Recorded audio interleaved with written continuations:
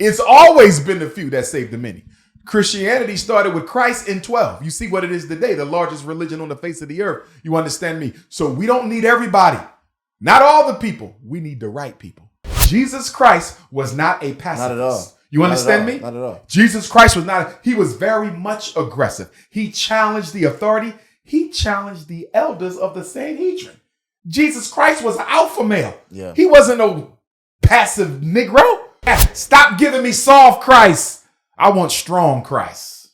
We are too passive and docile when it comes to marrying our religious faith in the fight for justice. And the issues you're speaking on resolving are issues that the church wants to and is working to resolve. Are you sure they're working to resolve? Well, you ain't got no money left over to do nothing except pay bills for that church. Get you a smaller church. My issue with the black church, it takes 3 things from black people that we can't afford to waste. Too much of our time. Bible study, choir, church. I ain't got an issue with that. If you were reciprocating. You take our time. You damn sure take our money. And then you take our hope and our energy. We see pictures of artists depicting Jesus as like a white guy with blue eyes. To be honest, my personal perspective is I don't necessarily care what he looks like. You must care if you care about the truth. Don't call yourself a man of cloth if you don't care about truth. Because if we care about truth, we care about the color of Jesus. Which way you want this? When you look at the purpose of Christ, his skin doesn't matter. Why don't the truth matter? Here we go again. Color matters in the church. Jesus's color matters. Mr. Infantunde himself, the Prince of Pan-Africanism, the CEO of Frederick Douglass Marcus Garvey Academy, Dr. Umar Johnson. Just a level set so we know the type of gentleman we're dealing with here today. Today is January 29th. The time is roughly around 3 p.m. Right now, as we're speaking, we're in Philadelphia, and the Eagles are playing their championship game. You've spoken about how you're done with the NFL.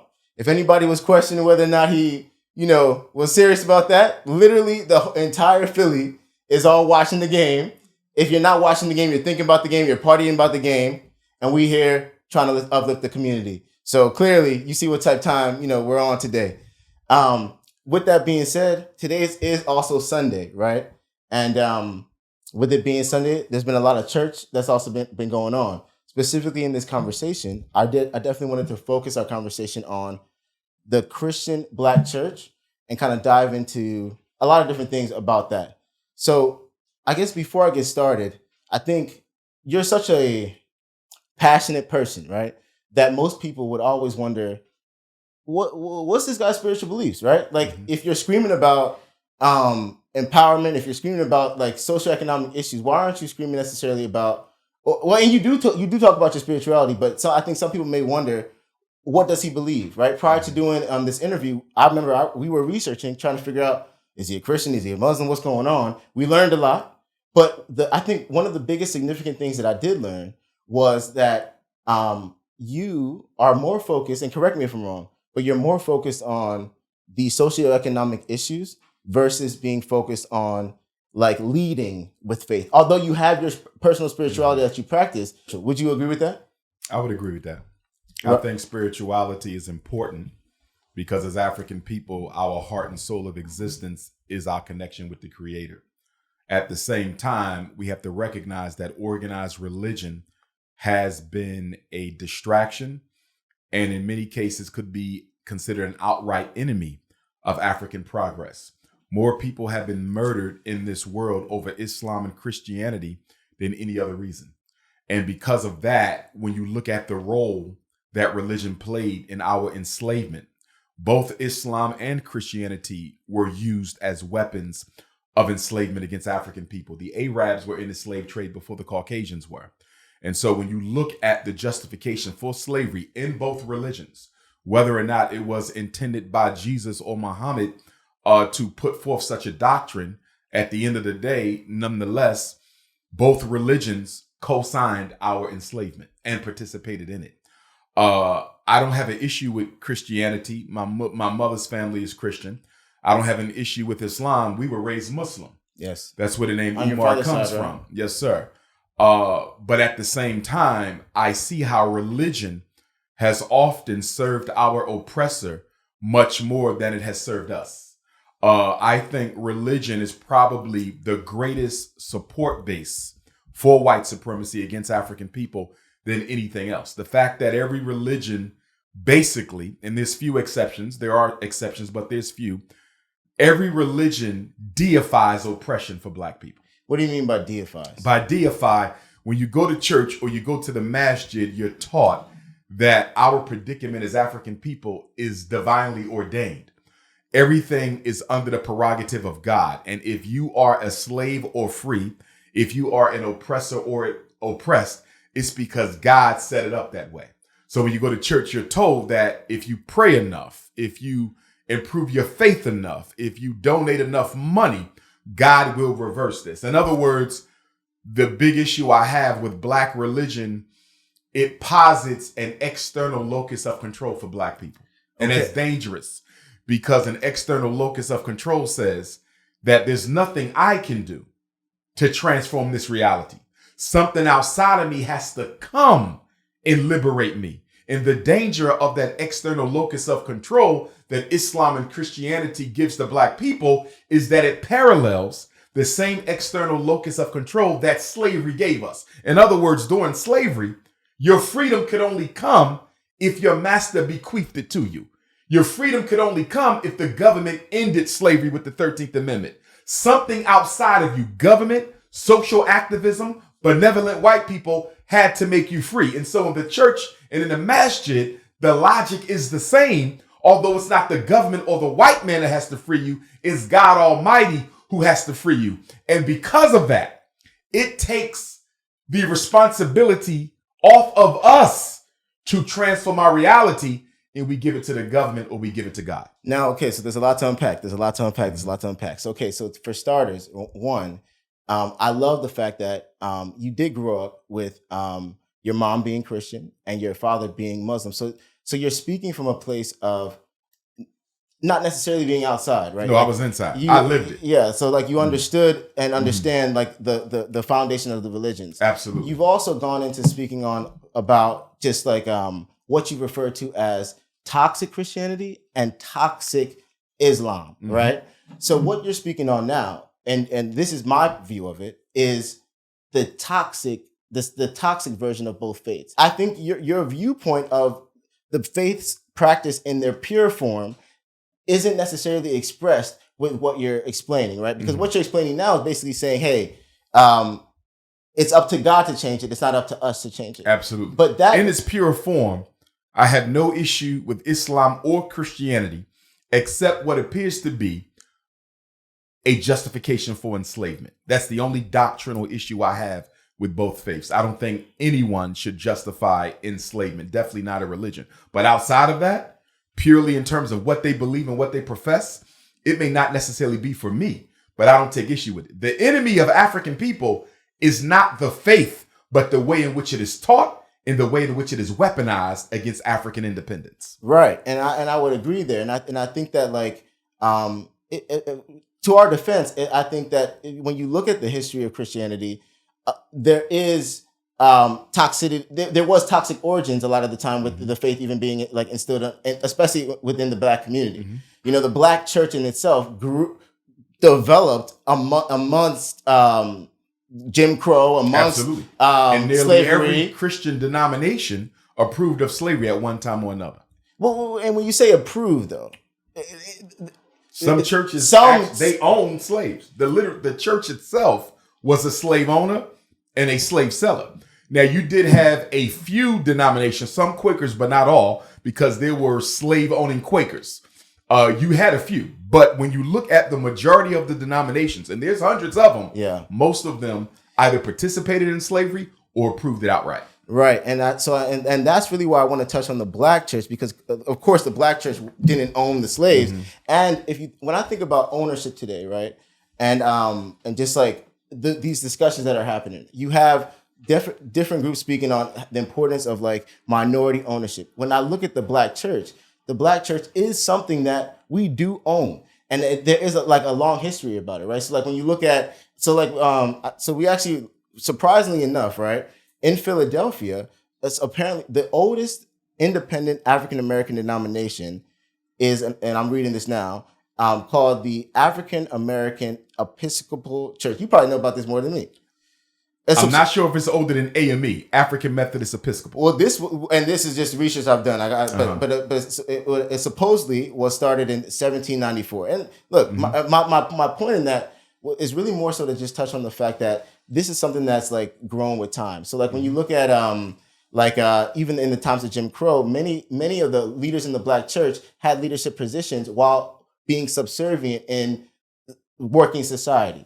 To some degree. No, I agree with you. Early Black Christianity, especially coming here out of Philadelphia, when you look at Absalom Jones, you look at Richard Allen, who protested against white church because they were not allowed to pray in the pulpit with white people. They were relegated to the back. So they walked out. And out of that came the African Methodist Episcopal Church, which is the largest Black independent, and one of the oldest. There's debate there because there's about 3 different churches who claim to be the oldest. Just like we got 3 different HBCUs in Wilberforce, Cheney, and Lincoln who claim to be the oldest, but they're the oldest, right? So when you look at that, AME coming out of that protest, had I been back then, I may have been in AME, not for purposes of Jesus, but for purposes that you're fighting against white supremacy.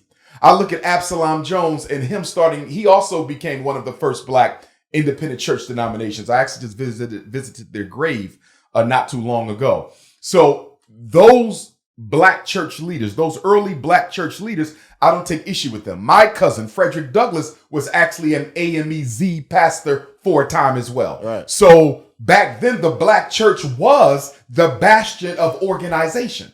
Everything came through the Black church, the job. You fought against the Klan through the church, the insurance, the burial fund, the civil rights. It came through the church.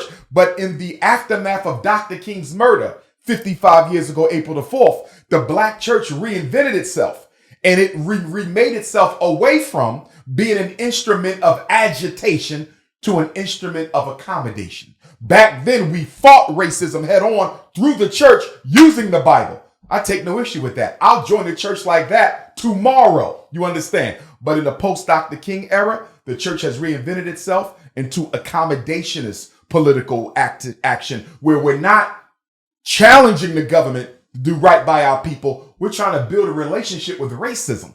How can an institution of God have a relationship with the devil when the devil is not trying to become godly?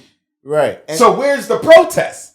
I'm seeing dinner and coffee and tea and conversation, but where's that Dr. King energy, that spirit that get up and fight back? That's what's missing.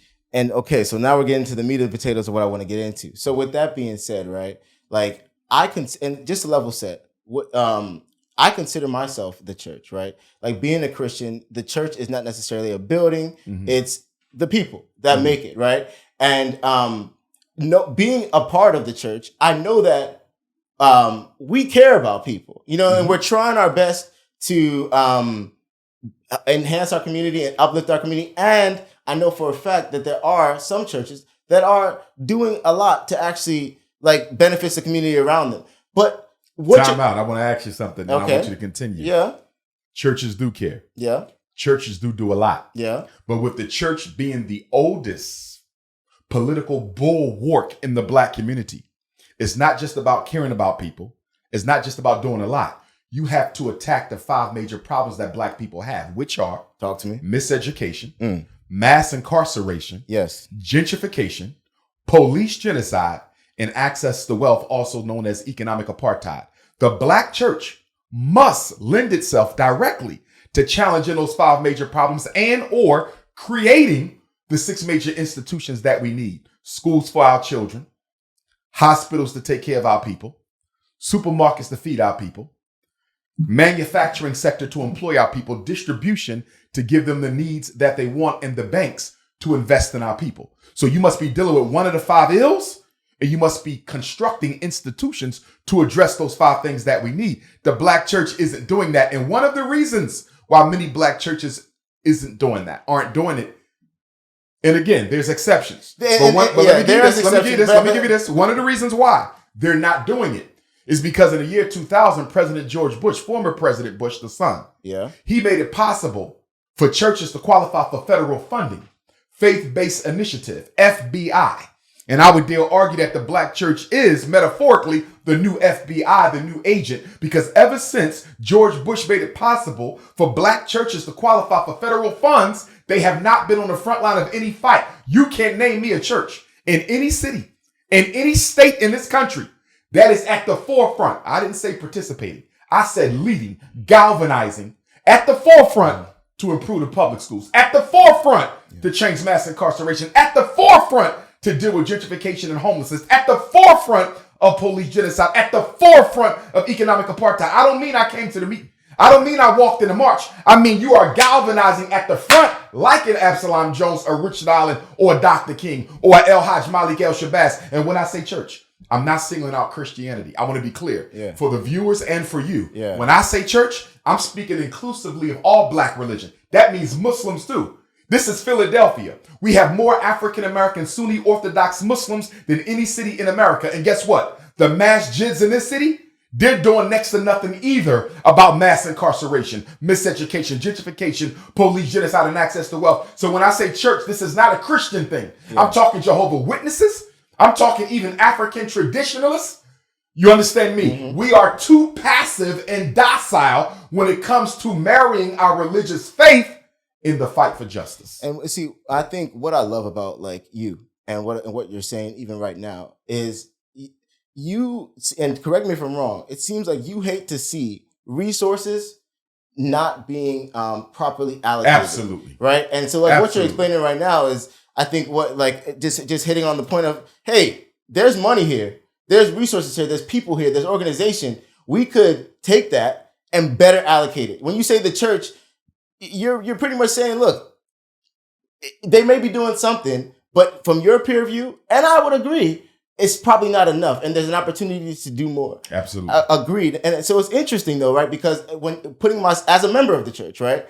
I think there's a perspective of prioritizing the faith in itself, right? Because if you think about it, as a spiritual leader, my perspective is, if I can connect you with God, I may not be the forefront leader of the nonprofit that leads in education, but by connecting you with God and connecting you with your full purpose, you now are equipped through that process to then do that for your community. And I think push back on but I'm not even. I don't disagree. I'm not justifying that as the right approach per se, because that has often been the excuse used for why churches don't play a more direct role in the struggle. So you take me. I'm a certified school psychologist. Yes. You're having issues with your son. Yes. They want to label him autistic, LD, ADHD, ED, whatever the case may be, right? Yes. So I say to you, you say, Doc, can you go with me to the meeting? I say, you know what? I can't go with you to the meeting, but I'm going to equip you with everything that you can, that you will need in order to be successful in the meeting, which I do that because I can't be everywhere at all times. All right. But if you say, hey, we got to protest the government against the way in which black kids are being over-identified, I'm in the front of that. I'm forefront in that. You understand me? Yeah. I cannot lead from the back. I cannot say I'm going to tell y'all everything wrong with the American white power structure and then myself not participate in that actual fight to transform the American white power structure. So when the church says, I'm not going to fight, but I'm going to equip my flock so that they can take up that fight, that's somewhat cowardly. You should be equipping them and preparing them. That's important. But what is your role in that fight? Every religious personality in history, I don't care if we deal with Moses, Jesus, Abraham, I don't care if we deal with Muhammad, I don't care if we come into contemporary times and deal with a Mahatma Gandhi who was a racist, or Dr. King, a Malcolm X, Honorable Elijah Muhammad, Honorable Marcus Garvey. Any leader who professed a faith, if he was sincere in his faith, automatically became politically relevant. Jesus, by virtue of his work, automatically came to the attention of the government.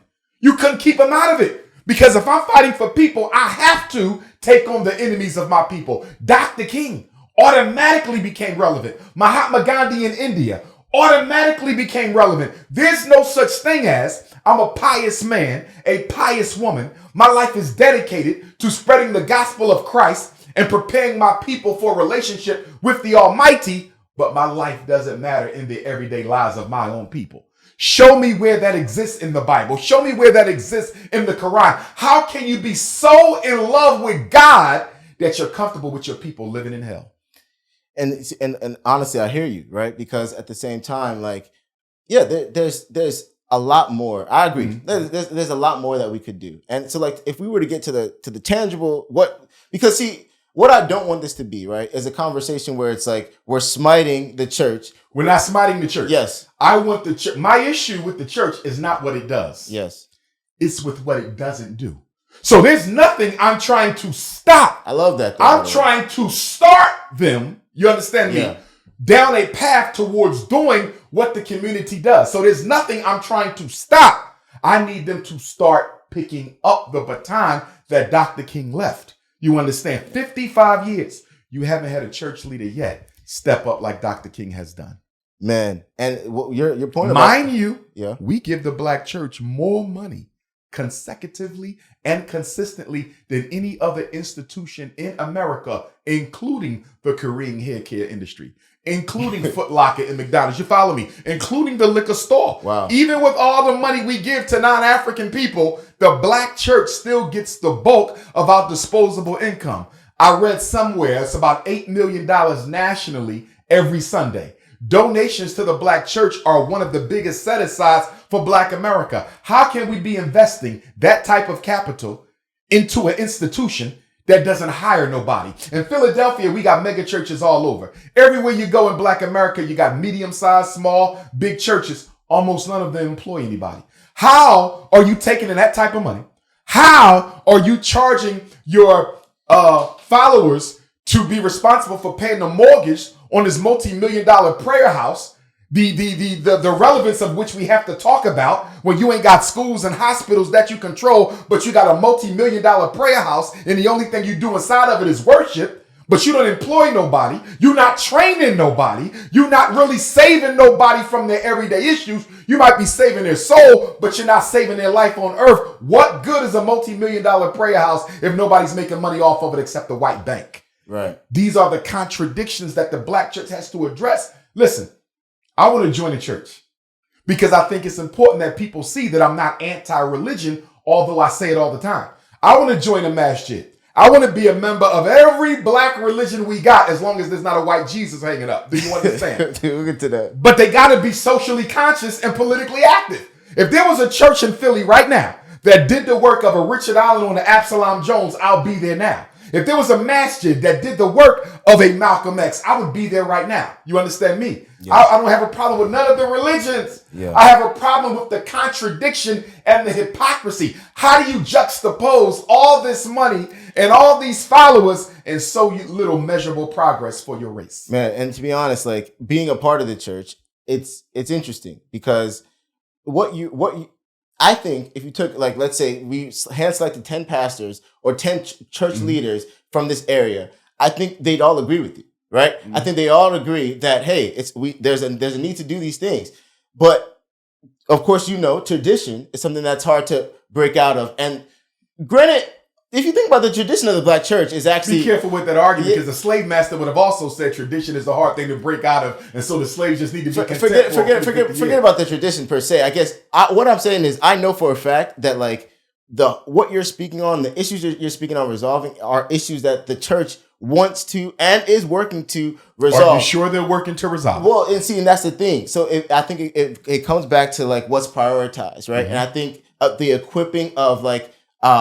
spiritual teachings and things like that are like what's prioritized. But let's say today you become the leader of a church that has huge resources. Mm-hmm. And how would you allocate those funds? Because honestly, if you suggest great things, I don't see why organizations, you see where I'm going. I don't see why organizations wouldn't follow through with them. The problem with so many black churches is that they have already aligned themselves with a European-controlled income stream that doesn't have the black community as its priority.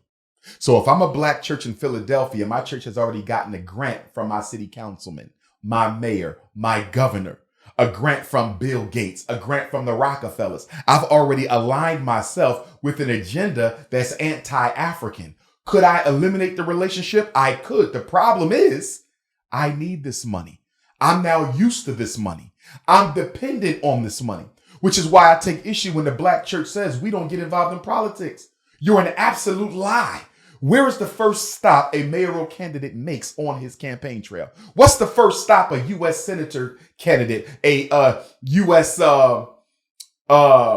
House of Representatives candidate, a state rep, a state senator, a alderwoman, an alderman, a council person? The first place they go to get votes is where? The black church. So if you're not into politics, why is your pulpit safe for every lying candidate in your city to come up there and bombast their so-called agenda that they know they're never going to carry out? If you are not political, stop endorsing political candidates. Stop giving them your microphone on Sunday, because they're not delivering anything to black people after they win. And the money that you use, you can't use it for the good of black people anyway, because another problem with the black church and the grant money they get, it handcuffs you to a multicultural agenda. So every time you hear black religious leaders talk, they're always talking about everybody. We're multicultural, all poor people, all non-whites. We're for everybody. We don't see color. That's a problem. You know why? Because for all the holiness that black religion preaches, they're not holy at all. I don't mean H-O-L-Y. I mean W-H-O-L-E, whole. Because in order for the church to be whole, I have to be able to talk about economic problems at the church.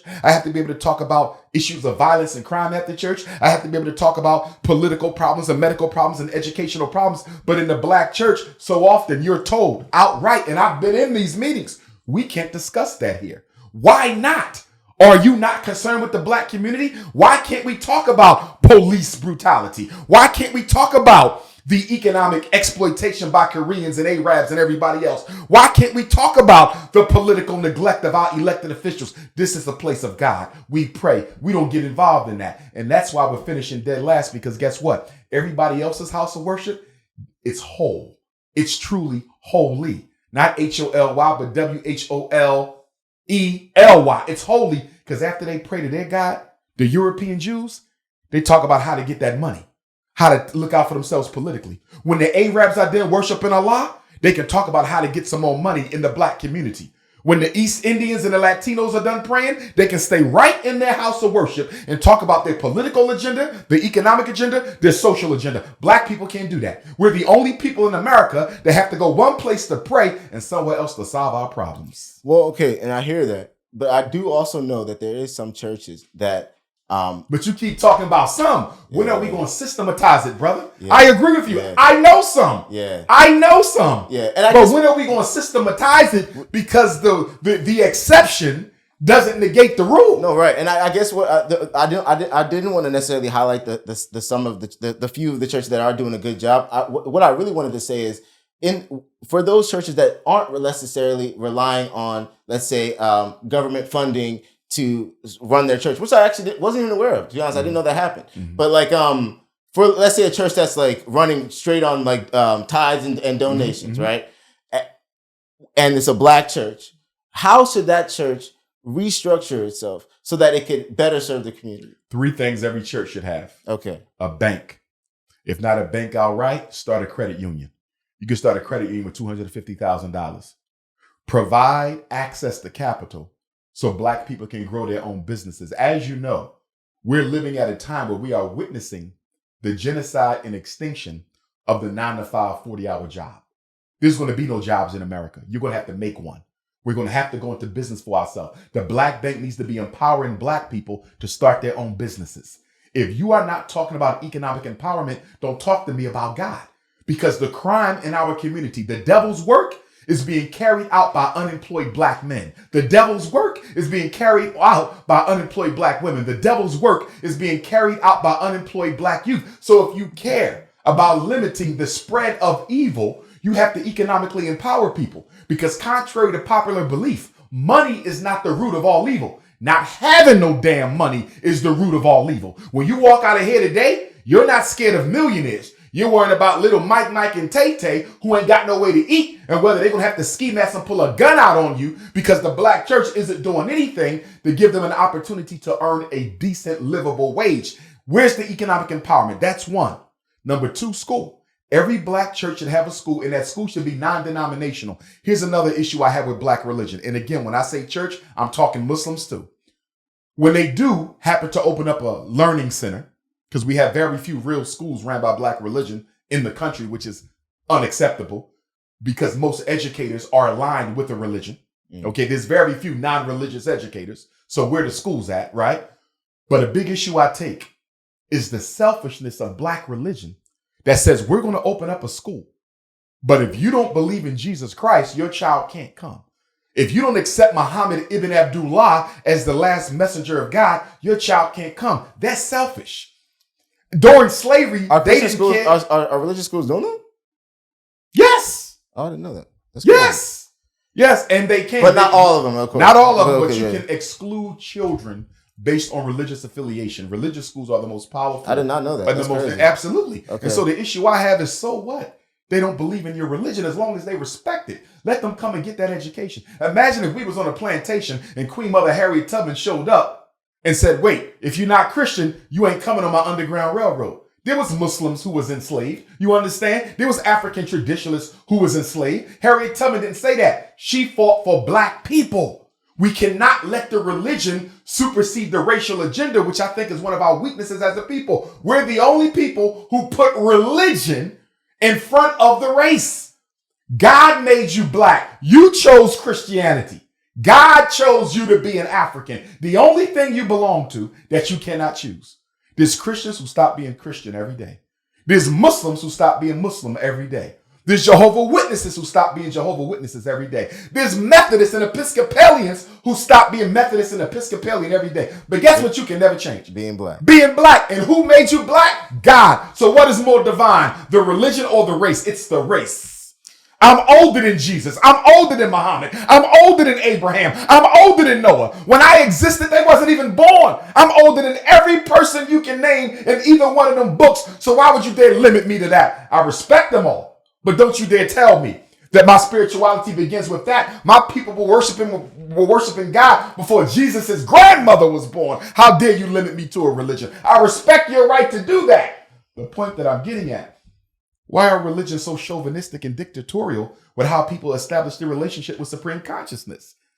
You understand me? Give people the right to build their relationship with God. And my issue with religion is sometimes it can become so constraining that it suffocates the spiritual life out of the person seeking the salvation. Man, so you again, the issue ain't religion. Yeah. But have some flexibility in there, because every religious denomination was born of a what? A protest of the pre-existing standard way of worshiping God. Every denomination grew out of a what? Protest of the previous denomination. So if we know religion has this history of evolving because people said, this ain't the only way to do it. This ain't the only way to do it. This ain't the only way to do it. Why don't we allow a little bit of room up there? And if nothing else, allow a safe space for race and culture within the religion. Man, so you're touching on a lot right now, and it's I'm trying to figure out where to go because, okay, for starters, I'm not gonna lie to you right now. I'm a little like I'm struggling with some thoughts because on one end, there's the fact that as a church leader right now, I may not necessarily have the resources to be excellent everywhere. Understood. You see what I'm saying? Understood. Like we have resources. Let's say we have resources. I can't be at an A+ in every department. Understood. Education, Understood. Finance. I'm an entrepreneur as well. I understand that in order to be excellent, there's a need for some degree of focus, right? So then let's say if I'm a church leader and I can empower my members to then be excellent in those areas, and there's that side of it, right? And then there is the blatant view of the church can do more. But I think even as a church, I'm not gonna lie, I'm still a little confused as to that, because is it realistic to expect the church to open a bank, to To start a bank, to be excellent in the education system, and to be excellent with socio-political issues as well. I don't know if that's doable. You know, and let me push back on that point of the economics. Okay. Philadelphia leads the nation in gentrification. More black people are being put on the street out of their homes in Philadelphia than anywhere in the country. Philadelphia also has some of the largest mega churches in the country. Guess where the money that those mega churches take from poor black people, guess who's holding it for them? The white banks of Philadelphia. Guess who's giving these white racist developers the loan money they need to come into a North Philadelphia, a Southwest Philadelphia, and transform an urban ghetto into a white paradise for millionaires? Guess who they're getting the money from? The same white bank that these mega churches are holding their money in. What is the point you're making? The point that I'm making, this is how hypocritical the black church is. The money that these white banks are loaning to these white developers to transform slums into private gated communities is being paid for by the black church. Your white Jesus money, your black Jesus money is being taken by your pastor, put in a white bank, and a white bank is taking your black Jesus dollar and giving it to racist white men to build you and push you out of your neighborhood. If that is not a contradiction, what is? You're telling me grandma been donating to the church fund for 50 years. Grandma is a retired teacher. Grandma bought her home 30 years ago, but grandma cannot afford the increase in property tax. And let alone, grandma was forced to sell her house or it was taken back by the city for failure to pay taxes. And guess who was responsible for grandma being priced out her own home, her own church, and her own money that was given to the white developer to put her on the street? If the black church don't start opening up banks, then don't call it a church, call it a devil's den. But you don't take black people's money and give it to white banks so they can give it to white developers to push black people on the street. But let me tell you what I hear when I hear that, right? Mm-hmm. I hear that we just need black banks. You know, or like you see what I'm saying? Or we need, with that specific example, right? Because let's say just. But there's few larger deposits made in black America than the church. So when you say black banks, who should be building them? The people most likely to handle big amounts of money. Who handles more money than the black church? Nobody gets more money than the black church on the weekend. That Eagles game, they won't get more money than what we gave to the black church today. So why should the black church not be responsible for economic salvation? And that's back to the point of like I said, you do not like seeing resources misused. And you're basically what you're saying is, look, or used to the betterment of your oppressor. Listen, these same banks that won't give you a loan for your business, won't give you a loan for your home with your own black church deposit. This is black money they holding. You're telling me you got millions of dollars of black people's money in the name of a church and I can't tap into none of that to build a business? But you'll take my black church money and give it to a white out-of-town racist to come into a ghetto street and buy up 20 city blocks and turn them into multi-million-dollar houses? And none of the black people whose money you're using to finance that white man can put use to it for themselves. You know what? And see, what I love about this just right now is I think that we have a potential answer to a problem. Tell me if I'm wrong. But let's say you are a church who has a predominantly black congregation, maybe bank black. That's not enough, brother. We have to be institution owners. But if I'm banking black, I'm banking with a black institution owner. But here's the problem with banking black, and we do have black banks, correct? Yeah. But guess what? One of the issues we're having with the black banks, most black banks are operating under a definition of 51% black ownership. You see that? So if you're banking at a bank that's 51% black ownership, so it's called black, the other 49% is white. Who really own the power? That white man got more power than all 51% of them Negroes put together. That ain't no black bank. Well, then that's a white bank. Exactly. So then that's not a black bank. So let the black church open up their own bank. Did you know we used to have them all over the country? Ran by the black church. Ran by the black. Who you think opened up the first black hospitals? The black church. The first black schools. The black church, Queen Mother Harriet Tubman, a member of a black church, she built a home for the homeless blacks. She built a hospital. She built a farm. This woman allegedly was illiterate, no formal education. Queen Mother Harriet Tubman built the church, built the farm, built the hospital, and built a home. Because when our elders got old during slavery, they would simply turn them out on the streets to die. How can Harriet Tubman build all three of those while working as a nurse, a spy, and a scout in the Civil War, and being the most significant contributor to the Underground Railroad? What excuses do we got? To whom much How is can given. you have all that money and all that members? Two of the most important resources any institution can have: people and profit. The black church got both. Yeah. Show me the measurable gains. Yeah. See, my issue with the black church, it takes three things from black people that we can't afford to waste. Too much of our time.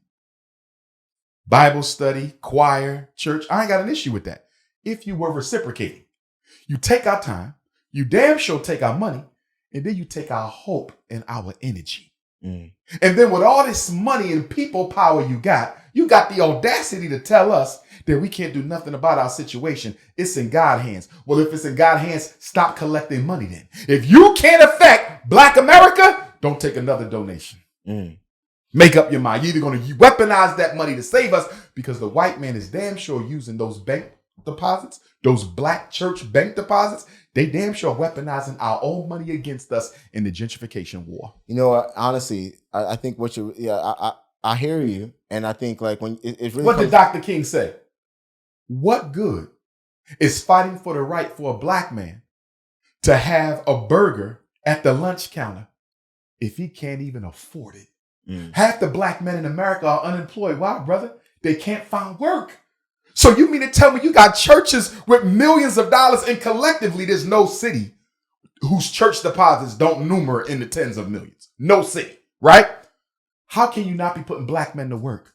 The unemployment and underemployment of black men is one of the leading contributors to the destruction of the black family.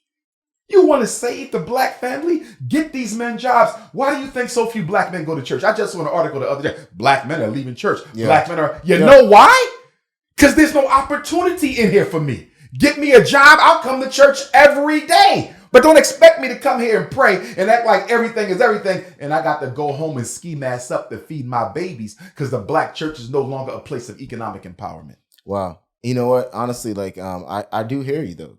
I think it comes down to whom much is given, much is required. Bingo. You know what I mean? Bingo. And at the end of the day, I think many churches may justify the use of funds as running like the current system that's in place. But what you're doing is, if you ain't got no money left over to do nothing except pay bills for that church, get you a smaller church. Yeah. Sell it the hell off.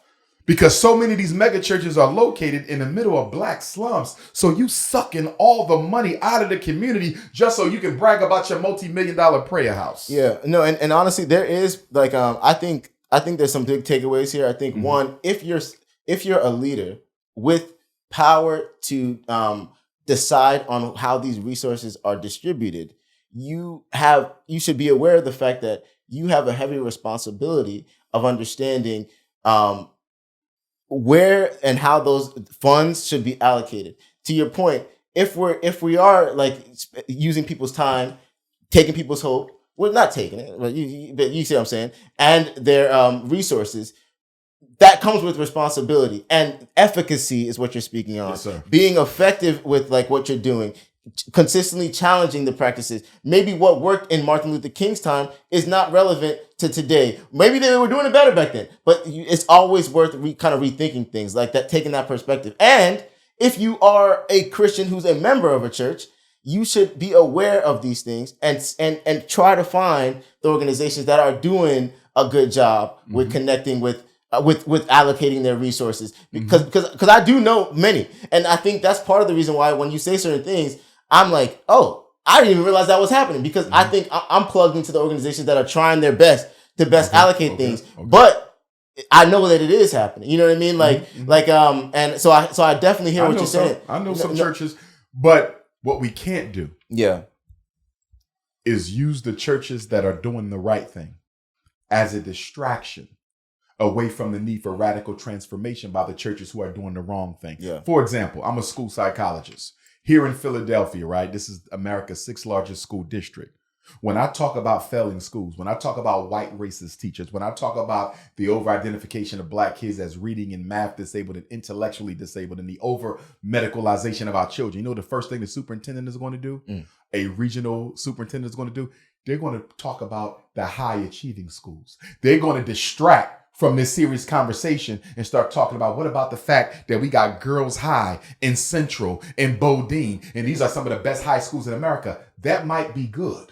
But most of our children are not ever going to go to Girls High, Central, and Bethune. So what are you going to do about the rest of these schools? So although it's okay to make sure we keep the conversation balanced by acknowledging there are progressive black churches out there, don't use it as a distraction away from the need for radical transformation inside the churches that are not doing the right thing. Dr. King said, the true measure of a man is not where he stands at the times of convenience, but at the times of war and at times when people are in disagreement, at times of political strife and controversy and upheaval. Dr. King said that if a man don't have a reason for which he's willing to die, he ain't fit to live. Dr. King was murdered. Why? Not because he had a dream, not for integration. Dr. King was murdered because he was on his way to DC to lead a breadbasket campaign. He was going to take poor black, poor white, poor everybody. They was going to go to the nation's capital. Nobody was leaving until everybody had a home and a job.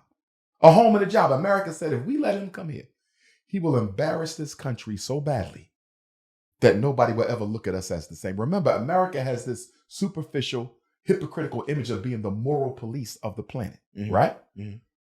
How are you going to let Dr. King come to your front lawn with every poor person he can find of every color?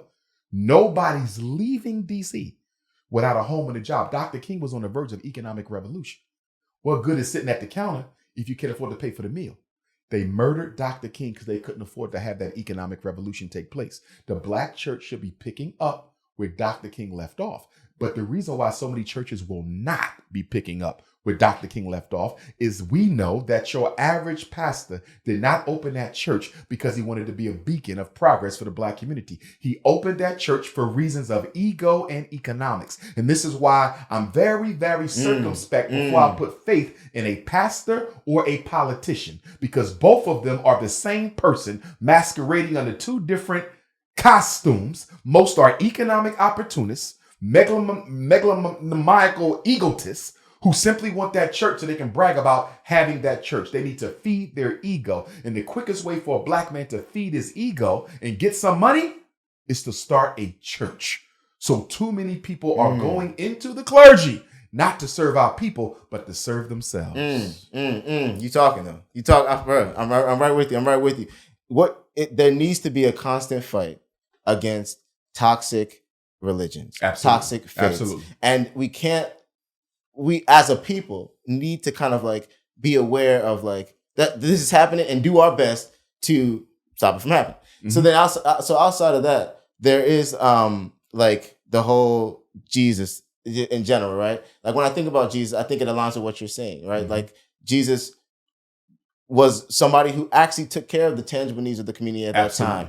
If somebody were blind, he came through. You can see now. Absolutely. If somebody was, if they was hungry, he fed every one of them. Exactly. And now we have like the call to walk in those footsteps, right? As now specifically in the context of African Americans, you spoke on it already. We see pictures of artists depicting Jesus as like a white guy with blue eyes.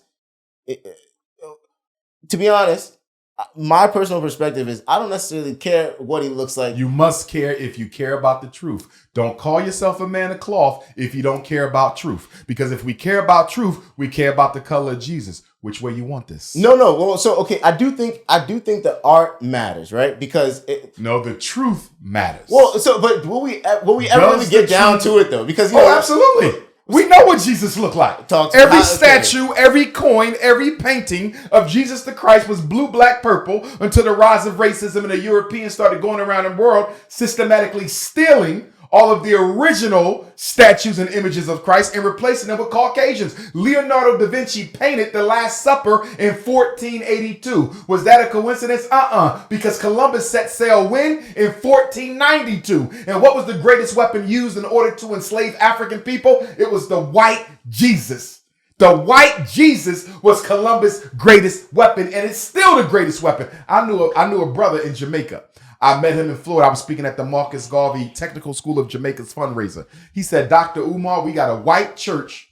We have a black church with a white Jesus in Jamaica. This is one of the blackest islands. This is the land of the Honorable Marcus Garvey, greatest Pan-Africanist of all time.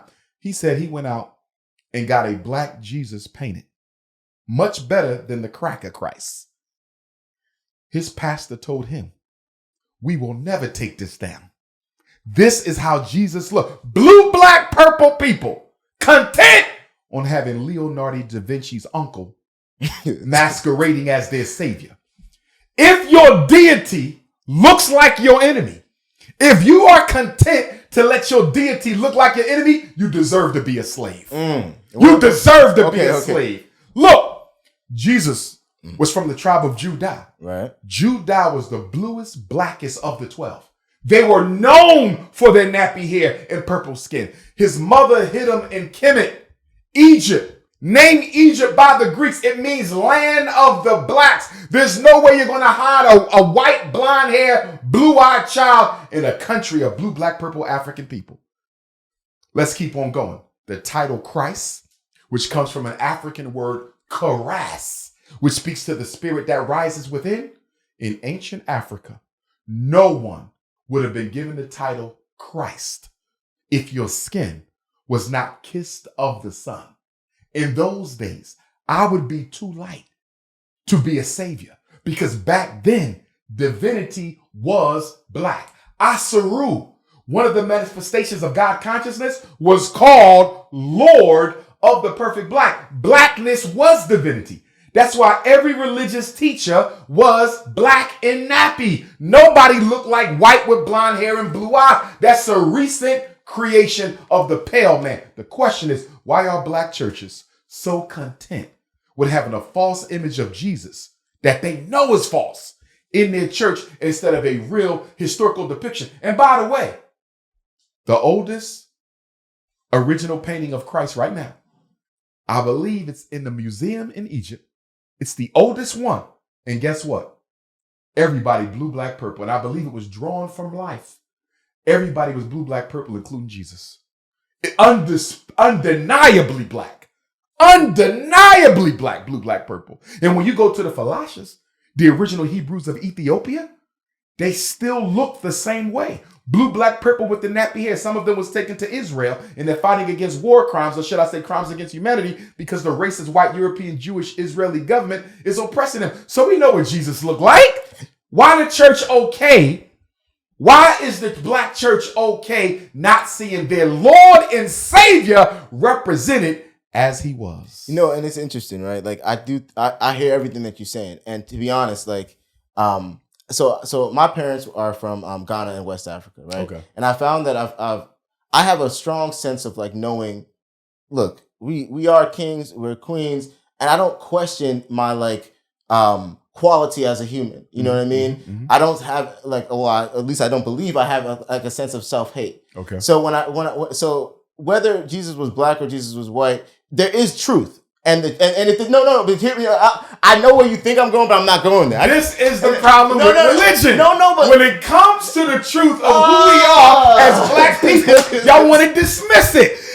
We're going to dismiss the truth of Jesus being black. No. And we will be comfortable with the white man on the wall. Then don't call yourself a man of God. Because if the picture of Jesus, the foundation of your religion, if it's okay for that to be a lie, how many more lies will be told? So let me start here. I think, right? So hear me out. The truth matters. The truth matters, right? And if the truth matters, why don't we depict Jesus in his original color?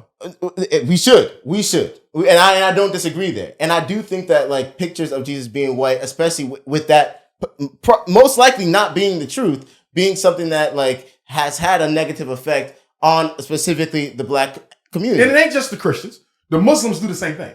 We know for a fact Muhammad ibn Abdullah was blue, black, purple. There was an Arab, an African Arabian scholar who did the history of Muhammad ibn Abdullah's family. He proved beyond a shadow of a doubt. This man was lived back then. He proved in a shadow of doubt that Muhammad ibn Abdullah was blue, black, purple. But go talk that to the Muslims. They'll reject it. You know why? Because black religion is colorblind. And as long as you are colorblind, you can't see the oppression of your own black people. Wow. Well, no, and look. And from an education, I'm going to take it to psychology and education now. Let me tell you why white Jesus is so dangerous in the black church. Okay. Your brain is a symbol generating and associating organism. Every memory in your mind is stored as a symbol. Every one. If you take your beautiful African son or daughter to church and they see a white image of God Savior every Sunday, we're praying to God is white, blonde hair, blue eyes. Don't you know by the time that kid is 5 or 6 years old, he's going to associate whiteness with divinity. And it makes it easy for that child to be docile and weak in the face of police brutality, docile and weak in the face of gentrification, docile and weak in the face of second-class citizenship. And do you know why? If God is white, all white people must in some way be godly. And so if white people control Africa, and if white people control the courts, and if white people control the medical system, and if white people are in control of this, that, and every system on earth, could this possibly be the decree of the Most High? Because if God is white, doesn't it make sense that white people are in control of us? And if God is white, by contraindication, the blackness is automatically the devil. My point is, most black children are taught self-hate at a black church in a black community. So I often caution black people, don't be so quick to blame the white teacher in public school for your child hating themselves. Their self-hate didn't start in public school. Their self-hate started at a black Sunday school. You know, and I hear you. You know, and I truly hear you. And I the point I'm trying to make more so is not necessarily rooted in like I agree that there's been extremely negative effects with Jesus being like depicted as white. I think. If you okay with me praying to a white Jesus, you damn sure okay with me being dominated by a white man. If your consciousness can allow me to pray in your church to a white image of Jesus, you damn sure comfortable with me being dominated by white people. Right. Until we take the slave out of us, we'll never be able to end slavery in our real world. And the problem with black religion is you're dealing with issues of the soul. And if an institution responsible for dealing with issues of the soul is content with that soul being entrapped and encapsulated inside a concept of white divinity, then that black church just became an agent of the devil. Right. No, and just to be clear, I don't think Jesus was white. It's nothing to think about. I need you to know, my brother, that he was blue, black, purple. Right. Know it. Go to Egypt. Look at the pictures of him. But look at the paintings. Look at even in the Bible, it says what? He had feet like burnt brass and hair like lamb's wool. The only person on earth with hair like this is Christ. Christ was an African. And I'm right with you. I guess all I'm just saying is like when you look at the purpose of Christ, his skin doesn't matter. Why don't the truth matter? Here we go again. Why don't stop dismissing the divinity of blackness? No, I'm not dismissing it because you know what white folks are going through right now? Yeah. 50% of the states in this country have a zero white population growth. More white people are dying than being born in 25 states. This was reported by the AP. You know why they dying off? Because they ain't got this. This melanin is the God gene. This is why black people can pray and connect to God much deeper and much longer than anybody else. Because we are the chosen people. Being chosen ain't got nothing to do with whether you got a Bible or a Quran. Being chosen is being the descendant of the original man and woman God put on the fertile crescent of Nile civilization in Africa. And the reason why so many white women are sleeping with black men to produce these kids is subconsciously the first law of reproduction is survival. The first law of existence is survival. So they're sleeping with black men, trying to get some of our melanin to help their species survive. This is why we made it through slavery. This is our God gene. This melanin is the spiritual molecule. This is what allows you to catch that Holy Ghost. This is what allows you to talk to your ancestors. Don't dismiss this. This is not color. This is power. Wow. And to be honest, like that perspective on being black, I think is one that, especially with our community having self-hate, one that can definitely bring our perspective up as a group. And I do think that it's important. But I also think, and I didn't want to take the conversation here, but I just want to say this real quick. I do think it might be there's potential for danger there a little bit, right? Go ahead. Because let's think about this, right? Mm-hmm. So like if we don't like the fact that white people have like said they're the superior race for years and years, and then I did not argue racial superiority. Oh, okay. So, I did not argue. I have no need for a white girl to think she's less than my daughter. Okay. I have no need for an Arab child to see me as superior. As African people, our culture does not preach superiority.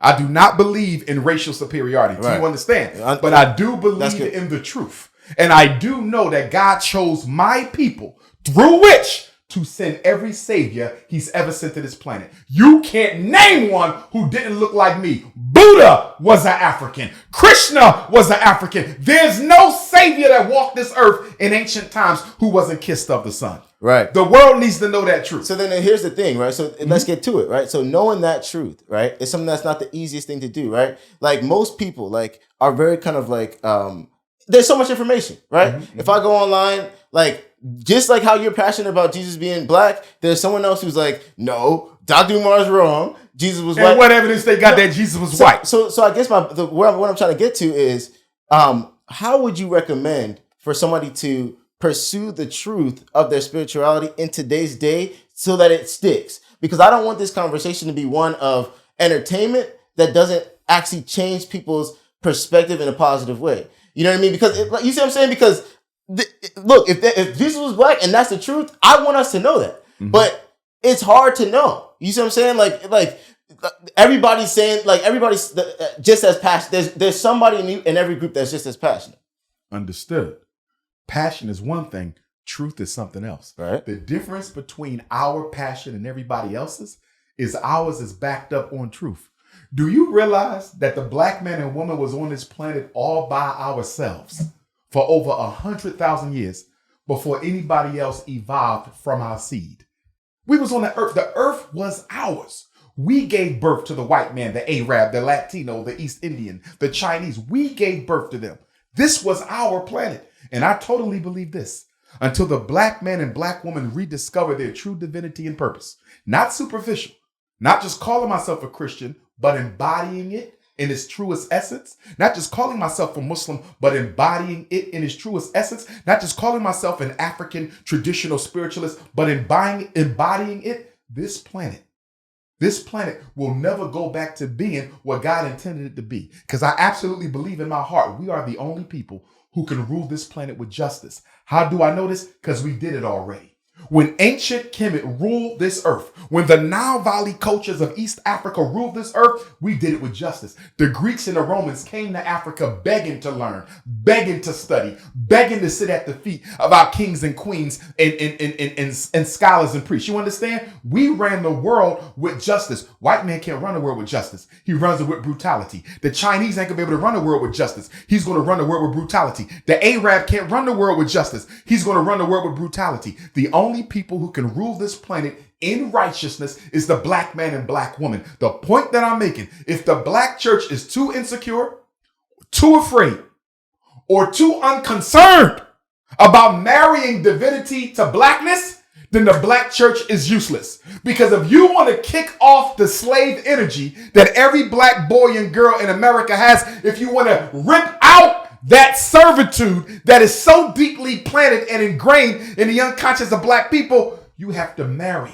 blackness to divinity. You got to teach those boys you are God. not the supreme consciousness, but a manifestation of it. You got to tell those black girls, you are God, not the supreme essence, but a manifestation of it. Why do you think black women wear so much fake hair? Why do you think we spend more money on hair and beauty than all other people put together? The first woman ever created on earth is imitating the youngest woman ever created on earth. And you're spending $30 billion and catching cancer and fibroid tumors just to look like a European. You know why? Because the black church separated blackness from divinity. Blackness is divinity. And until the black church marries blackness back to divinity, we'll never go back to being the gods and goddesses we were intended to be. Man. Color matters in the church. Jesus's color matters. And until you take this and put it back in that book will be worthless, because every black boy and girl needs their melanin activated by the religious institutions. Let them know this is not just a color. This is royalty. Claim it. It doesn't mean you got to think you better than nobody. Yeah, and that's but step into your truth.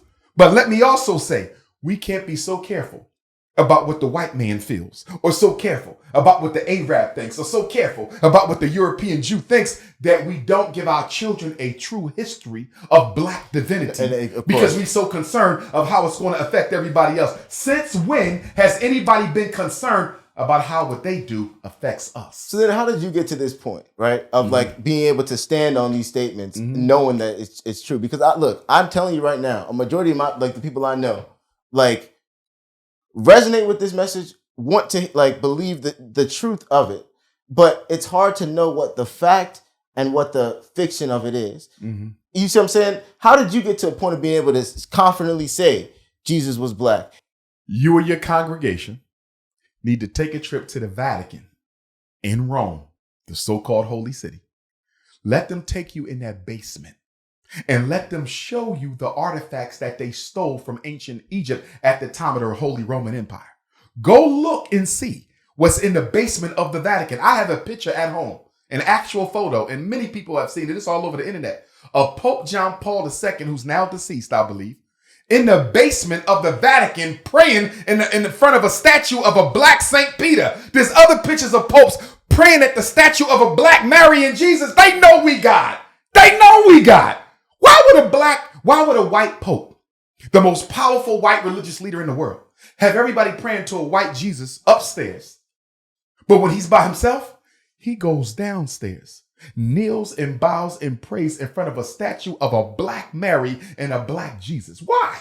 Why didn't they destroy them statues? Why is it that you can go to Ireland and see a black Madonna in child? You can go to Rome and see a black Madonna in child. You can go to Russia and see a black Madonna in child. How is it you got all these white churches with black Madonnas and childs that the Pope bows down and prays in front of, while he telling you Jesus was while he telling you Jesus was white skin, pale skin, blue eyes, and blonde hair? They know the truth of who we are. The problem is they separated our blackness from our divinity. We the ones. In ancient Egypt, the big nose was beautiful. Big lips was beautiful. Black skin was a blessing. Now look how they did 360'd it. A little black girl look in the mirror. If she blue, black, purple, she thinks she ugly. She don't know she's looking at God. Why? Because the black church won't tell her that. Why? Because they need that money from the white man. Right. The hand that pays is the hand that rules. So tangible, things. Black church need to build black schools and marry our color to our religious consciousness. They are not separate. They are not separate. Yeah. Even in the Bible, God forbade the Hebrews to mix with any other group. You understand? The royal family does not mix their blood. What did the racist queen, before she died, what did she tell her son, married to Meghan Markle? Her grandson can never, ever claim the throne. He gets none of the privileges of royalty. Are you aware of this? No, actually. Oh, yes. Yes. Meghan Markle. You know who she is. She married the prince, right? Yeah. The queen said, his grandmother said, he can never lay claim to this. You know why? Oh, yeah. I actually did hear about that. Because royalty, why? She killed her own daughter. Queen Elizabeth was murdered because she was pregnant with an Arab's baby. Royalty don't mix. And the reason I'm against interracial marriage is not because I think the white woman is less than. No, I don't hate nobody. That's not my ministry ain't hate. My ministry is love. But we royalty. You don't go take the God seed. Take your God seed and give it to a member of our oppressors group. You don't take our God seed and give it to a woman of any other race. We are divine. And if you keep on diluting our divinity, we're going to lose the blessing of the Most High because we failed to administer to his law. And one of the first laws is the royal house of God does not mix their seed with anybody else. So you're touching on a couple things right now, which we could go down that road, but I'm gonna tread lightly. Okay. Honestly, I think like I'm inspired by your passion and care for our community. I think that our community right now is so so many steps behind. Yes. And fighting against so many systematic things that we need more people who to be honest, like focus on Black groups, especially considering that there are churches that are predominantly Black. Being that you're predominantly Black, you should serve that group that you are serving it within the spiritual capacity. Recently, like in the same context of just like the importance of community, we did see that the 5 cops in Memphis did, kill our guy out of Memphis. Mm-hmm. What are your thoughts on that? I know it's outside of the context of the church conversation, but just out of, just trying to kind of like touch on that, just being that it recently happened. Right. And churches should care about these things. Absolutely. Because I was going to say it's not outside the context of the church conversation, because in order to be holy, you must involve yourself in all the problems of the Black community. There was once a psychological experiment done by a Dr. Philip Zimbardo at Stanford University. He took volunteers and he assigned them to one of 2 groups. You're going to be an inmate in the prison, or you're going to be a guard in the prison. Very popular experiment. You need to look it up. He had to stop the experiment after only a couple days. You know why? Assigning people as inmates, they took on the personality of prisoners. Assigning people as the guards, they took on the personality of an oppressive police officer. The purpose of the study was to show the impact of identity, context, circumstance, and status on behavior. Why am I bringing up the Stanford prison experiment? Those 5 police who murdered our brother Tyre, rest in peace, condolences to the family. Although they were Black, they were operating inside of a white collective consciousness. When they put that uniform on, they identify with the white racist Memphis Police Department. And although they were Black, their entire subconscious mind and operating mechanism that they employed when they stopped that brother was totally white. Am I saying they're not responsible? Hell no. They are totally responsible for what they did. They should get the worst punishment possible for what they did. But my point is, just because they was Black changes nothing. Those were Negro slaves working for a slave master of a white institution, the Memphis Police Department. And one of the worst things you can do is give people who ain't used to having power. Whenever you give a powerless person power, they will almost always abuse it. And that's what you saw right there. Man. And the only reason why they were fired, and the only reason why they were charged so quickly, and the only reason why the president of the Fraternal Order of the Police is speaking out against them is because they were Black. If they were white, they would be hung with pay. There would be a 2-year investigation. We'll never get to the bottom of this for 3 years later. So they even learned, even though you wear the uniform, Negro, you still don't have the complexion for protection. Man, honestly, yeah, like I don't even know any like cops. Like I know a lot of Black cops, but I don't know anybody who's moving like that. Like that was nothing's wrong. Somebody asked me the other day, Dr. Umar, should we be police? Why not? We need to be police. We need to be FBI. We need to be CIA. 100%. Why? Not to be used against the community, but to bring back to us the information we need to protect ourselves from the police, the CIA, and FBI. So should we be a part of these militaristic movements? Yes, so we can know what the hell is going on. But if you're going to put that uniform on and identify with our slave master, it's best you don't get the job. Did you see the Joe Biden in the Black church? Oh, it was horrible.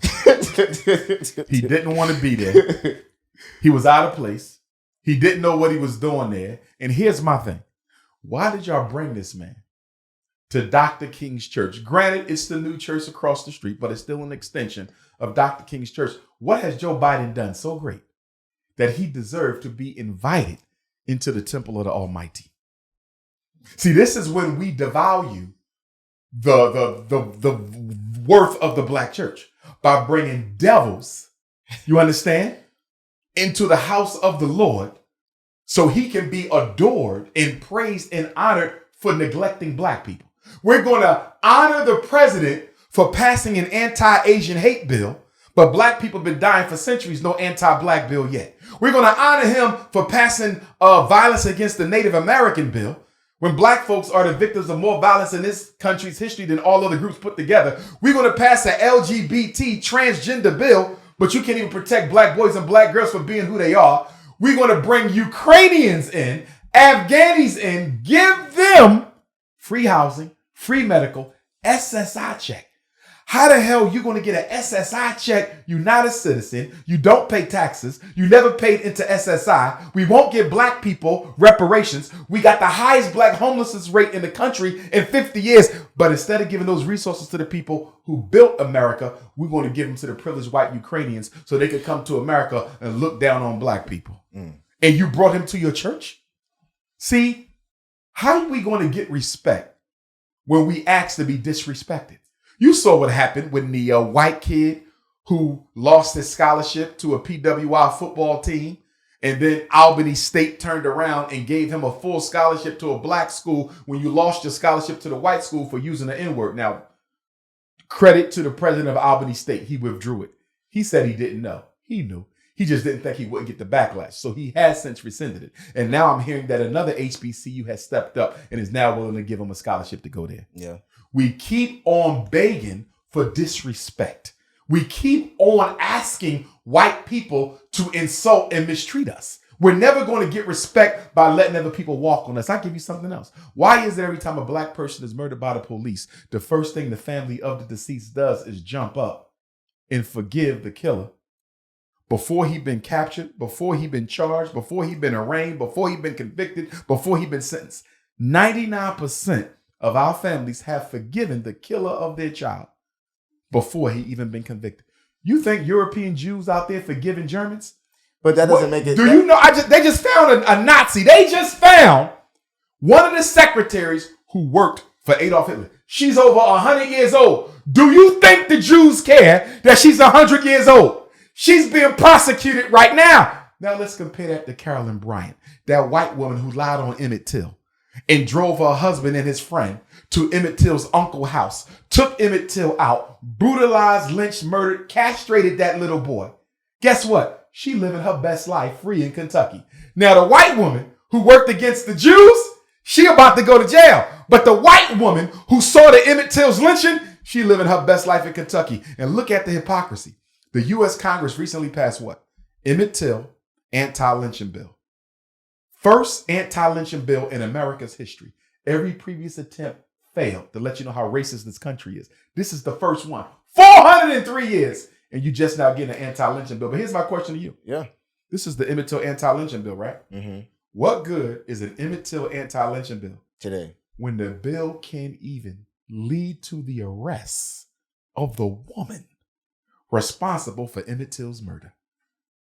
How in the hell are you going to have an Emmett Till anti-lynching bill that can't even arrest the woman who got Emmett Till killed? well, because the forgiveness doesn't necessarily mean that Do punishment we stop forgiving white folks in public? If you got to forgive them in the safety of your bedroom. We have to stop forgiving white people in public because we're sending a dangerous message that black people are okay with oppression. That's an interesting perspective, and I do hear you though. And black church got to stop. I don't care if you forgive in church, but don't you get on that damn microphone. We forgive because no. Yeah. I guess stop doing that. It isn't necessarily something that needs to be like shouted. Thank you. It don't need to be articulated in public at all because what you're doing is you are giving white folks carte blanche privilege to take black life because they know I'm going to be forgiven the day after I do. When you say that, I'm just thinking about like jurors, right? Because like the jurors are also swayed by like the public opinion to some degree, and if the public opinion is now being calmed, if the public's opinion on a matter is being calmed because the family has publicized their forgiveness before being prosecuted, then I can imagine that may actually have an effect on the situation. There is feminine and masculine in all things. Yeah. So in African culture, we believe in the complementarity of feminine and masculine. Patience, forgiveness, tolerance, empathy. Those are feminine traits. When I say feminine, I don't mean female. You understand me? Yeah. I mean feminine because the womb absorbs. You understand? Mm-hmm. So it's feminine. So any trait that allows you to take it, that's feminine. We're gonna practice nonviolence. That's feminine. Mm-hmm. It don't mean you're being a woman. You're just exercising feminine aspects. You understand me? Yeah. The masculine is the defender, the fighter, the agitator, the aggressor. My issue with the black church is there's too much feminine energy and not enough masculine. When do we go after justice? When do we pursue equality? When do we stand up and fight back against police brutality? You understand me? Too much on the tolerance side. And I would argue that I think the black church has reinvented Jesus to be a pacifist. Jesus Christ was not a pacifist. Not at all. You understand me? Not at all. Jesus Christ was not. He was very much aggressive. He challenged the authority. He challenged the elders of the Sanhedrin. Jesus Christ was an alpha male. Yeah. He wasn't no passive Negro. But the way in which the church preaches Christ today, they emphasize the feminine aspects of Christ and not the masculine aspects of Christ. And do you know why? Because they're afraid. Because if they start talking about the aggressive and masculine aspects of the personality of Christ, people in the pew are going to look at them and say, well, if Jesus challenged racism, if Jesus challenged oppression, why aren't you doing it? So I have to make it look like Jesus will be okay with my cowardly, passive, docile behavior. So I'm not going to talk about Jesus the fighter. I'm going to talk about Jesus the tolerator. You talking? No, bro. Man, you touching on so many different things right now.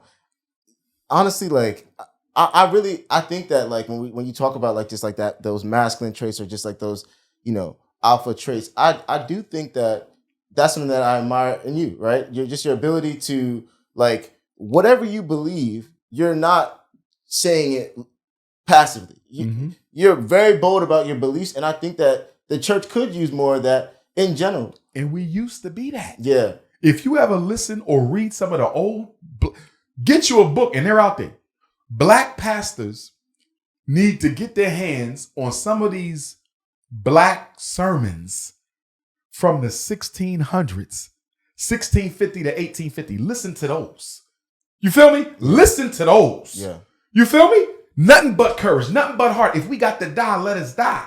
But God didn't put us here to die on our knees. We're going to die on our feet. You understand me? You talk about churches who will walk outside with guns in their hand and have shootouts with the KKK. That's the black church tradition. Yes, marching has a role. You understand me? Voting has a role. Playing has a role. But what about the alpha side of the black church? Whatever happened to the black pastor as fighter? The black pastor as adjutant? The black pastor as aggressor? The one who got out there and fought for the protection and security and defense of the black community? What happened to that? Stop giving me soft Christ. I want strong Christ. Yeah. No, yeah. Just real quick, I just wanted to maybe like offer up if anybody had any questions. I mean, I just have a simple question, because at the end of the day, it's like, we see what's going on outside. We see how real it is, right?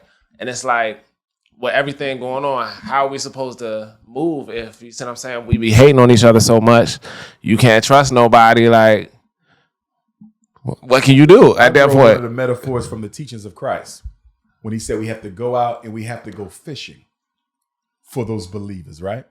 I believe as black people, we have to fish for black people who are serious about salvation, liberty, and justice, because it ain't all of us. I would argue psychologically, most of us are so damaged that you'll never be able to bring us back to the right path. You understand me? So many black people have invested in white privilege and white supremacy in their position in the white power structure that they never gonna fight for the people. They've sold their souls too bad. You understand me? I respect Al Sharpton and Jesse Jackson. They've done some good things, but they have also compromised so much. They'll never be the leader that we need them to be. You follow me? So we have to go and find untainted African people in our community, bring them together and organize. Now, even in the conscious community, right? I belong to the conscious community. A lot of us ain't doing no work. It's all conversation. There's no activism. So we got to find black people who care and who care enough to get off their backside and do some work. It's only going to be the few that save the many. It's always been the few that save the many. Christianity started with Christ in 12. You see what it is today, the largest religion on the face of the earth. You understand me? So we don't need everybody. Not all the people. We need the right people. But you got to be very careful, because whenever you bring a black person into a movement, because of our self-hate and Willie Lynch, when you disinvite us from the movement after you find out this is not the type of man or woman you need, we will often try to destroy the movement on the way out the door. So with us, it's a double-edged sword, because I need you to work with me.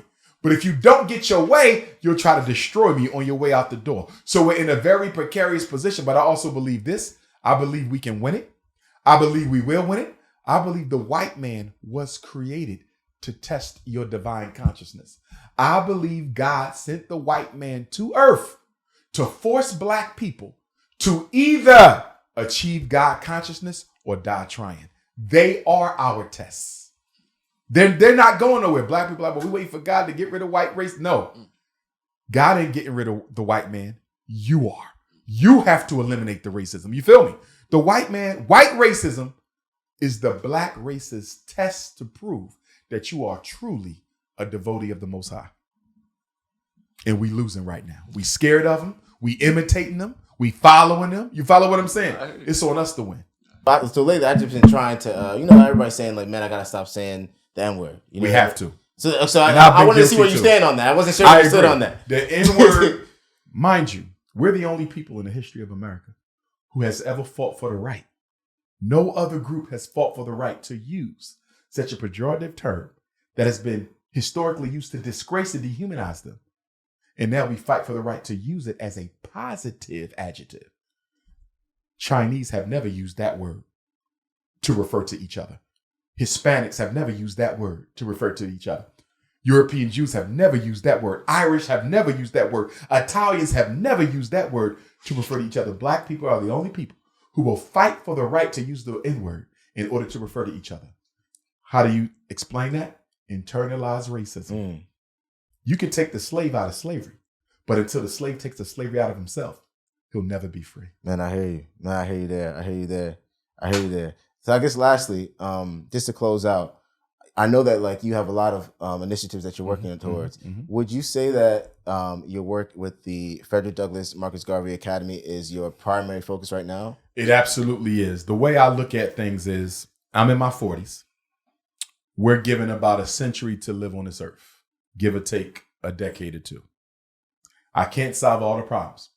I got to pick and choose one. I've decided to go with education and mental health.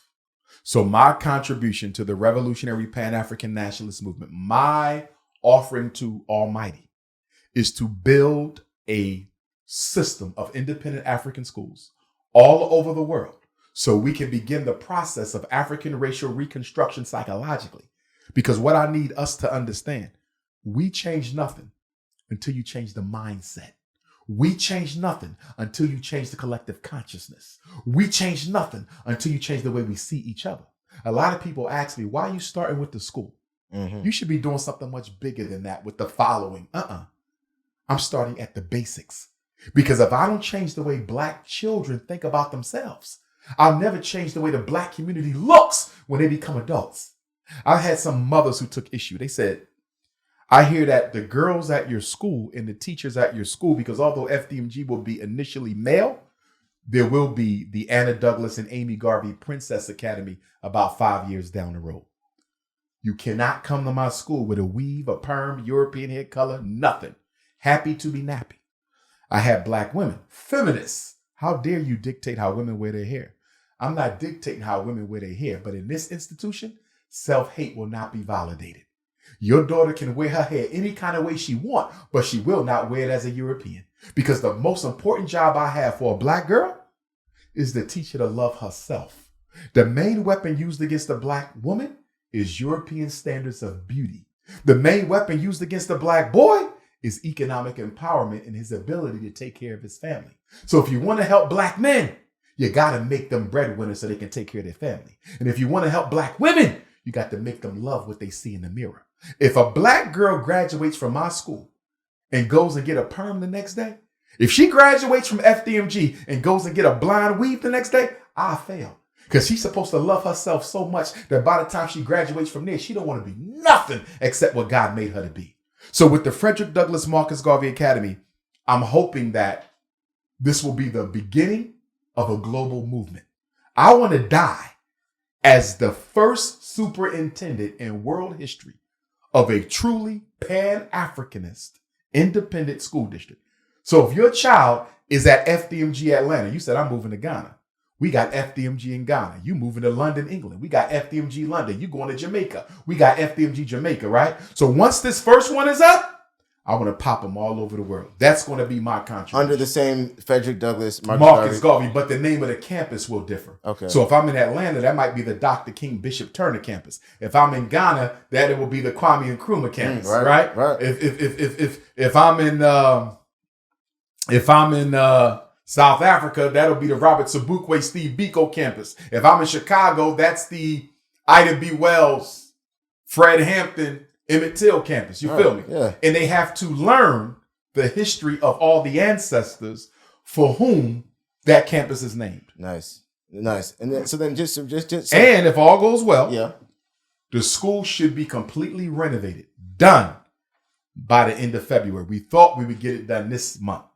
The only thing left is we got some sensors that got to be repaired on our HVAC. All right. When that's done, we can apply for our certificate of occupancy.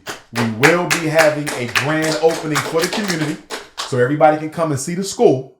And we're planning to open school next year, though. September the 3rd, 2024 will be the first day of school. That's the anniversary of Frederick Douglass' escape, his runaway from slavery in Baltimore, September 3rd. So you've handed out a couple lashes out here to a couple different people. Yes, you know what I mean? Stephen A. Smith caught a couple. Yes, Shannon Sharp caught a couple. I'm just thinking, who are some people though that like you actually today that you so align with their mission so that others could align with it as well? You know what I mean? Because we spend a lot of time tearing up these people who aren't necessarily doing the best job. In your opinion, who are some people that are doing a good job so that if I had to give out an African man or woman of the millennium. So let's look at these 23 years of the 21st century. Right. Just these 23. Right. Somebody's getting an award for being the shining example of what a black man or woman should be. Yeah. My award is going to Brian Stevenson of the Innocence Project. The brother who's going around the country finding black people falsely accused and sentenced to death. And he's getting their death sentences overturned. Did you see the movie Without Mercy? Played by Michael B. Jordan. Yeah. You got to watch it. It's about Brian Stevenson. Oh, word. I watched that movie, brother. For the first time, I had to step back. Because when it comes to saving children from school to prison, I would be that person. But yes, I save life. Because if you save that child from school to prison, you're saving their life. But Brian Stevenson is literally freeing them from death row. So I bow to him. You follow what I'm saying? So if anybody's going to get that award, it will be Brian Stevenson. And I'm going to hope and pray he don't have a snow bunny. Because if Brian Stevenson got a snow bunny, I'm taking my damn plaque back. Oh, man. Okay? No snow bunnies. We need black men to love on black women. Why? For black girls. You don't think these little black girls see all these black men running around with non-African women? We are destroying our daughters' self-esteem by constantly parading non-African women in front of their face. We have nothing against other women. We love our own. Only 1 out of every 4 black women is going to get married. So if we don't do something about the snow bunny crisis, won't be no black family to be saved. Man, and then that's a whole nother discussion right there in itself. But but of course the black family is the everything. Yes. You know what I mean? Yes. It's literally what everything starts on. I can't thank you enough, though. Appreciate for you. taking your time. Appreciate we literally just did this podcast throughout the whole Eagles game. Yes. The Eagles, I don't even know who won. Yes. I don't even know who won. Oh, yeah. One question about, I don't know if you talked about it yet, but about Ed Reed and Bethune Cookman. Ed Reed and Bethune-Cookman. Firstly, I was disappointed in Deion Sanders for taking that job because it shows that black men care more about money than integrity and the future of our community. Right now, there's a lawsuit by the Asians. They are suing Harvard and the University of North Carolina. They're saying that the use of race and culture and socioeconomic status in college admissions is discriminating against Asians. They say we're smarter than the blacks. We have higher grades than the blacks. We have higher test scores than the blacks. So by you using race as a factor in admission, you're letting less qualified black people into the universities. The Supreme Court is going to hear this. I believe they're going to overturn it. I believe they're going to overturn the use of affirmative action in college admissions. If they do that, you're witnessing the gentrification of the black college student off the PWI campus, which means what? The only colleges our children will have are the HBCUs. So my issue with Ed Reed and Deion, you cannot publicly badmouth HBCUs when the white power structure is trying to get rid of all of them. Half of the HBCUs in the country right now, they're being bullied into becoming a subsidiary of the predominant white institutions where they are. So Cheney University, they want them to become a part of Temple. You follow me? Every black college, Lamone Owen in Memphis, they want them to be a part of University of Memphis. So they want to have the white PWI colonize the HBCU. Here's the question. Most of our teachers come from where? HBCU. Most of our lawyers come from where? HBCU. Most of our doctors come from where? HBCU. If you keep shutting down these HBCUs and the Supreme Court overturns affirmative action at the PWI, where are we going to get our black professionals from? You won't have none. This room, They're trying to turn black people into a permanent underclass. You follow what I'm saying? So what I would say to Ed Reed and Deion Sanders, complaining about living conditions and working conditions and coaching conditions, don't get me wrong, they're correct. But you know why Bethune-Cookman don't look like a PWI? You want to know why Jackson State don't look like a PWI?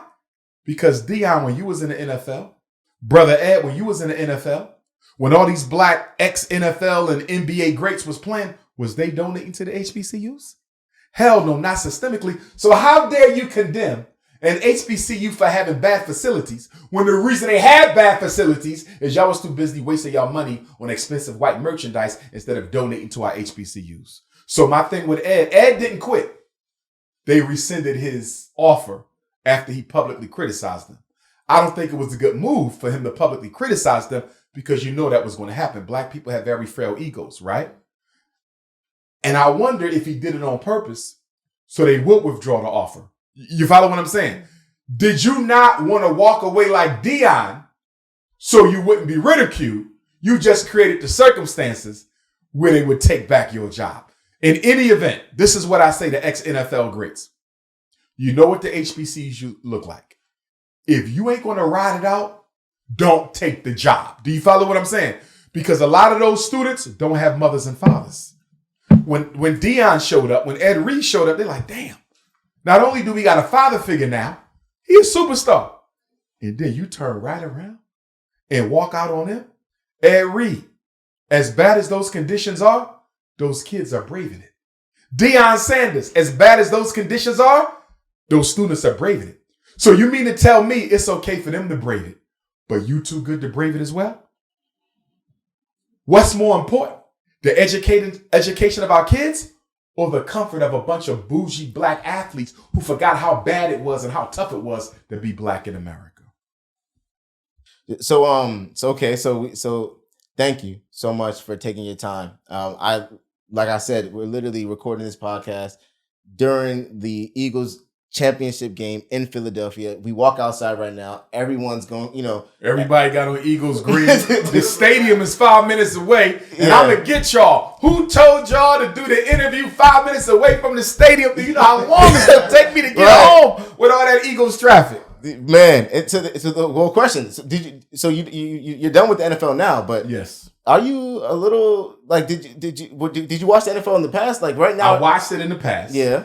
But after the Kyrie situation, I was done with Kaepernick, but not totally done. Okay. After the Kyrie situation, I said enough is enough. So then, is it safe to say, like, although you're done with the NFL, you're still wondering what's going on with the game, just a little bit low key? Just a little bit, because I'm a Jalen Hurts fan, right? And so I want him to do well, so I might watch the highlights. Yeah. But in terms of watching game from corner to corner, I don't do it no more. No, yeah. And I'm a Kyrie and Kevin Durant fan. You follow me? In Brooklyn doing really well. So it's very tough for me to not watch some of these games.